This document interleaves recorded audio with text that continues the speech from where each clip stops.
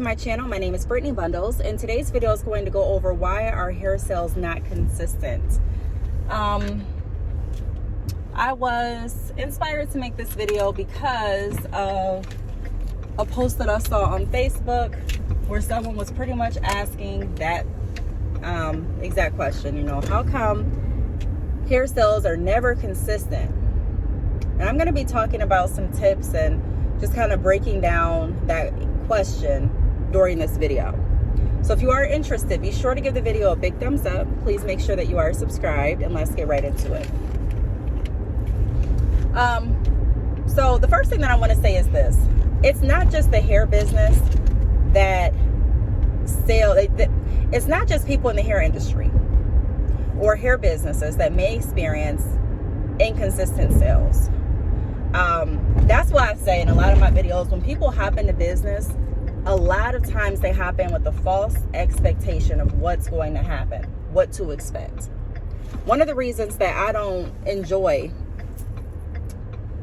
watching content nor being someone that provides information that's only one-sided is because I don't want anyone getting the wrong expectation of how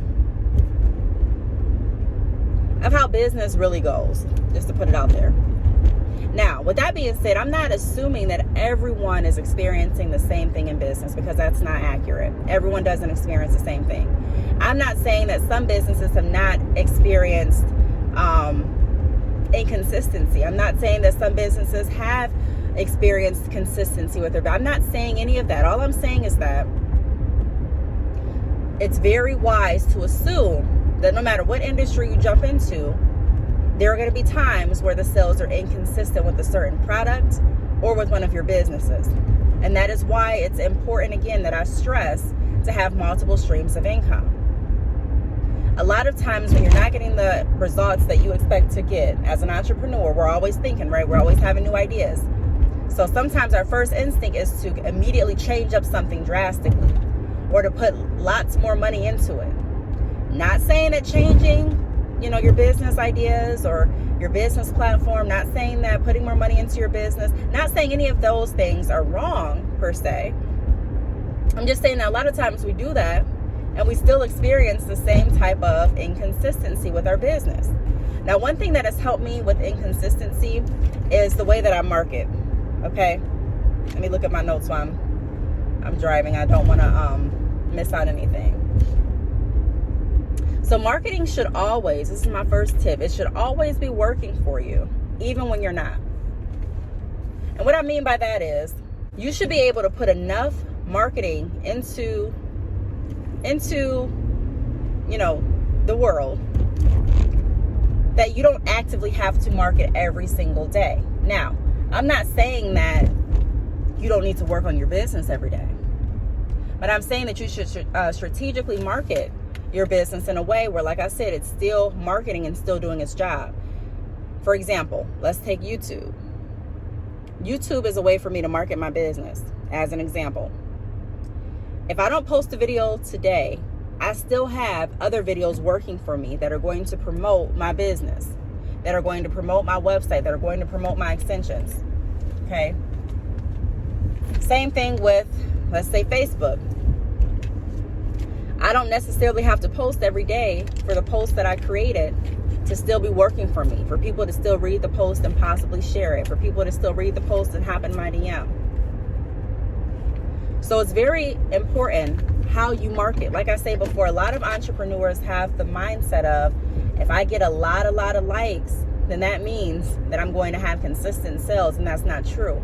It's really important to make sure that you're positioning your descriptions and you're positioning what you're offering in a way where people that are interested, seriously interested in what you're offering, will feel confident enough to click on the link, get more information if they need it, and be able to successfully purchase that product to fulfill their wants or their needs.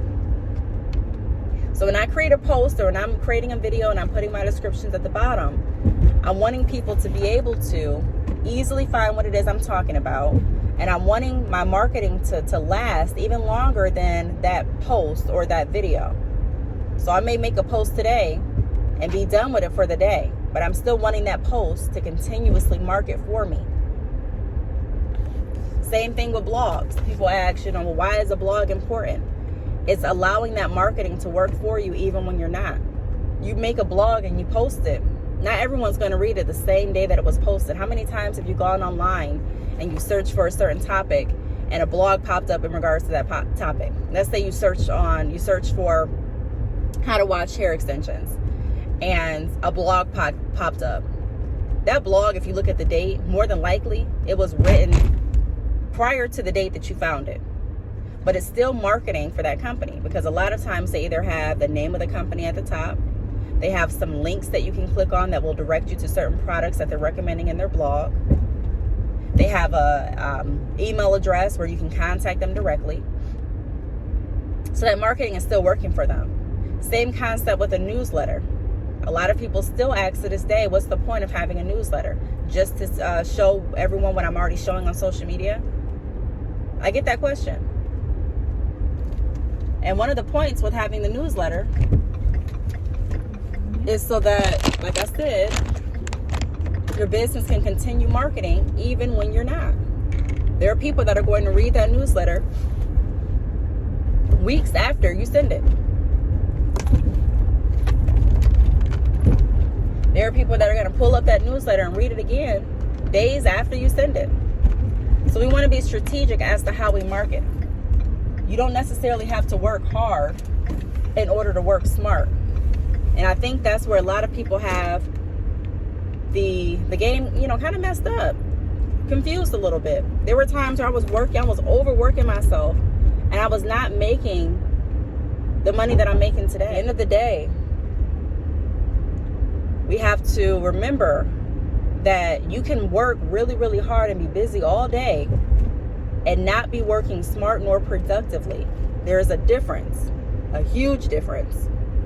And a lot of times people are thinking that they're doing things productively, and so they look back at their productivity for their business and they're like, okay, what's going on? Now, it is very wise to assume that there is going to be some down moments with your business. There are going to be some inconsistent times, more than likely, even if you're doing everything right. But like I said before, that's why it's important on how you set yourself up for business. I'm not someone that's going to say quit your job right off the bat because you had a good month, or quit your job right off the bat because you're making sales. You have to decide when it's best for you. I recommend you having a savings to fall back on. I recommend you having multiple streams in case one of the streams slow down. I love this saying, or this quote by Drake.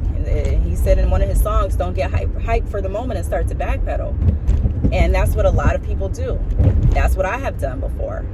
So it's not about getting a lot of sales one month and feeling like that's going to be your reality every single month.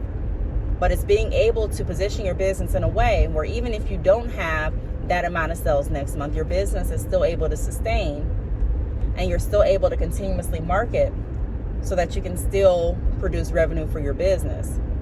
Again, there's nothing wrong with changing up your marketing strategies, but there's also nothing wrong with looking at what you're doing to say, okay, am I being productive or am I just staying busy? The next thing that I want to touch on is sales will fluctuate. This is just a given in business. And a lot of people don't like to talk about it. A lot of people don't, like to show, when their sales actually decline. But I've done all of that. I've made videos very transparent when the pandemic hit, and explained even, what kind of motivated me to create the book that I did. Sales will fluctuate. That happens to like every business. Now, some fluctuate more than others. Some have a bigger loss than others. But at the end of the day, all businesses fluctuate in sales and revenue. If you had a bigger business and you had employees, you would have some fluctuation with the churn rate as well. And when I mean churn rate, I'm referring to how many people are actually staying employed with your company. Things like that fluctuate. That's a part of business.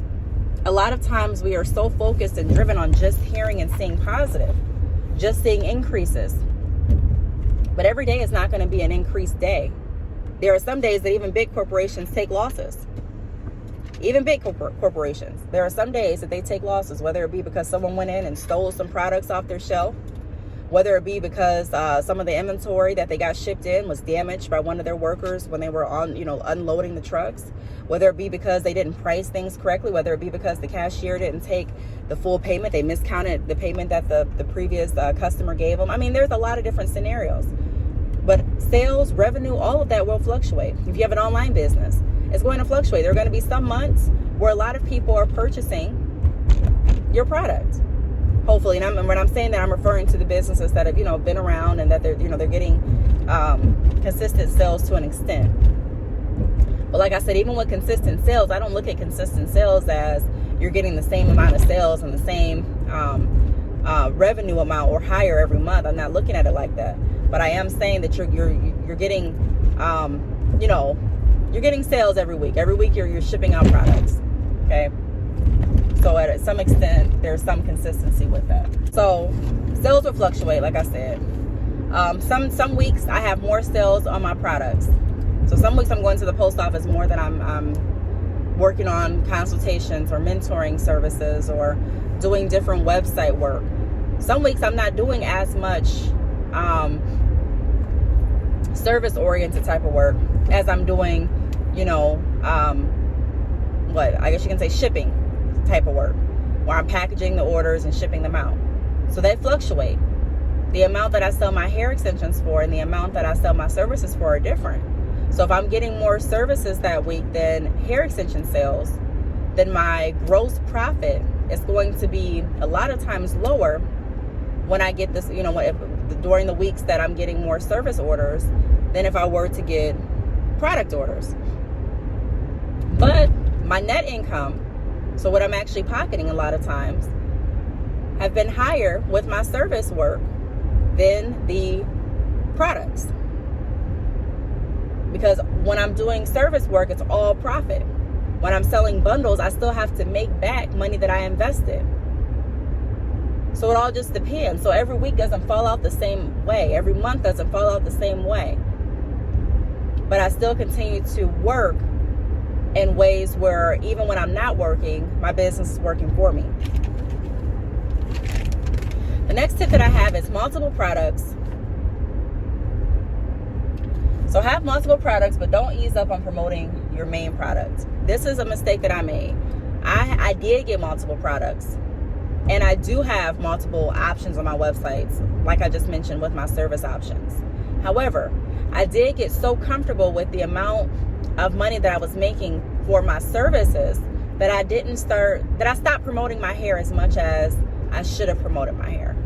So you would see me promoting more of my services. Now, not saying there's anything wrong with promoting services, but I'm saying that I didn't keep the momentum up with my hair products. So naturally, what you're promoting the most, you're going to continue to attract, because that's what you're working towards. That's what you're letting people know about. That's what you're actively speaking about. You're actively promoting. You're actively marketing. And so, like I said, I started getting more service orders. Nothing wrong with that. Like I said, I enjoyed it. I like what I do, and I was receiving income from it. But on the other side, I assessed my whole business. I like looking at the whole picture. And I did notice, okay, I have not been posting about my hair business very frequently. I haven't been sending out newsletters in regards to my hair business very frequently. So I need to change that in order to have a balance with my business where I'm not stopping the service requests, but I'm also not lacking with promoting my hair products. So there has to be a balance with that.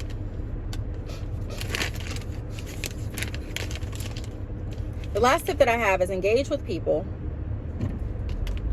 Engage with people on what they want. Ultimately decide what you want, but engage with people to see what they want. So this is something I kind of want to break down for just a little bit. I'm not going to spend too much time on it. But it's important to figure out what people want. What are people wanting? So for example, on YouTube, again, I'm not just a numbers-driven person, but I can look at the overall picture and I can tell when I'm needing to step it up in a certain area. I can tell when my action steps haven't been there. I can honestly say, okay, well, Brittney, you haven't really been promoting this week like you should have been. And then I can redirect my action steps to get a better outcome. On YouTube, I made a post in my community tab, and I do this very frequently, and I ask you all, what type of videos do you want to see? Do you want to see vlogs more? Do you want more hair business videos? Do you want me to do a crafting video? You know, I just made that post a few weeks ago, and some of you voted, and I appreciate all of you that weighed in and that are interactive with me. I really, really appreciate it. And so that lets me know, okay, that lets me have an idea of what you're wanting, so I can prepare to still do what's on my heart and still do what I want and take the channel in the direction that I'm wanting to take it in. But it's giving you all an option to provide feedback so that we're both, you know, getting what we want. I'm able to do what I love doing, and you're able to receive value from what you're wanting to see.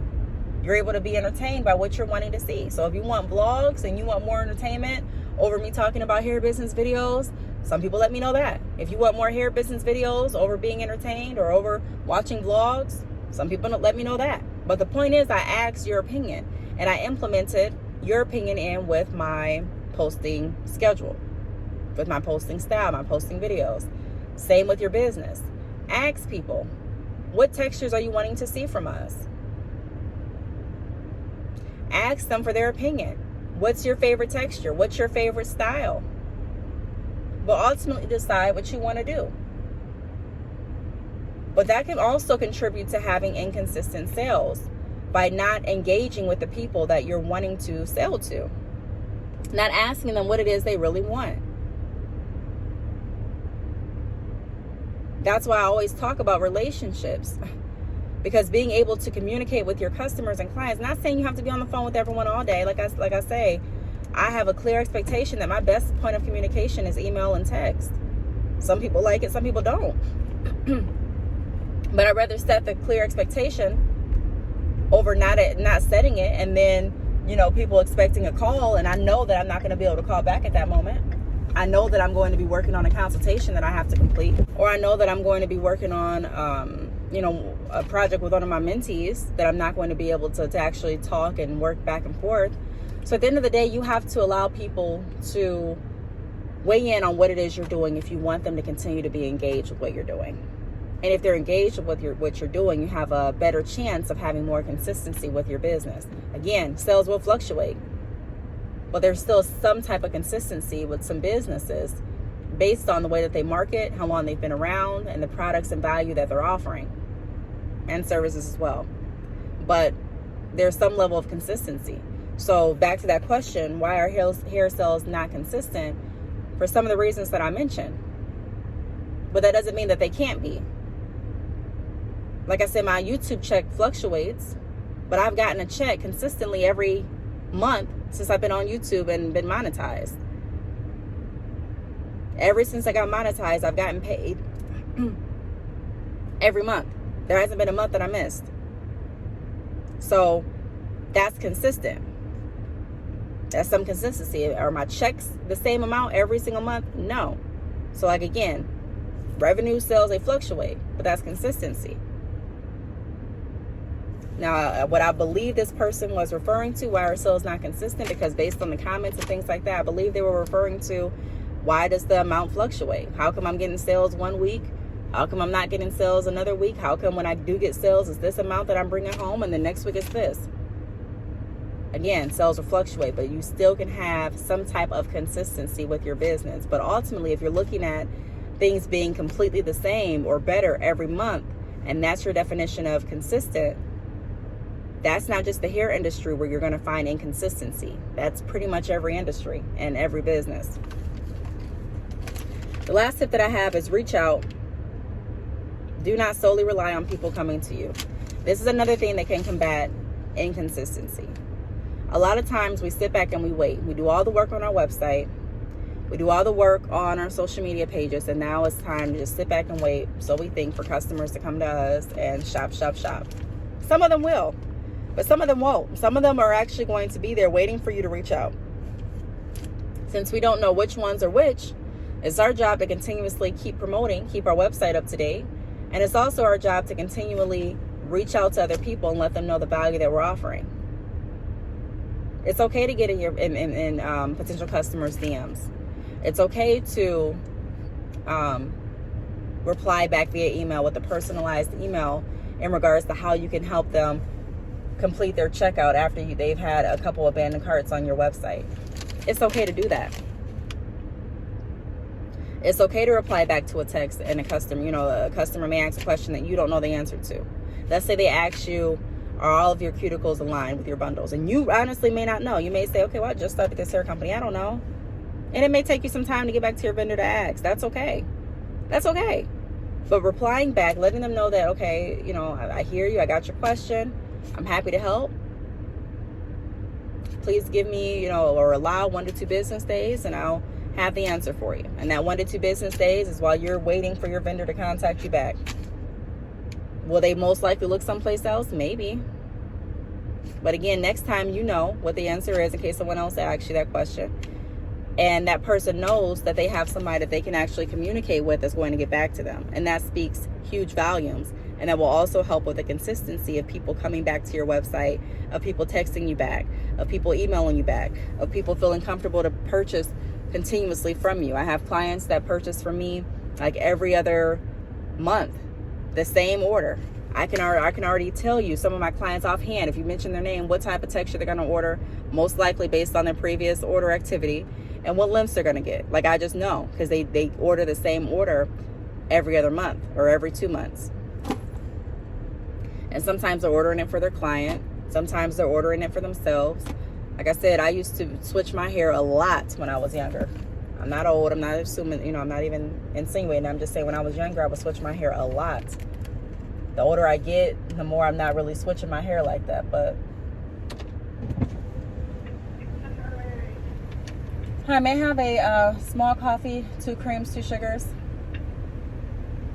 A small coffee, 2 creams, 2 sugar? Yes, please. And also a cinnamon. Yeah, cinnamon roll, and that's it.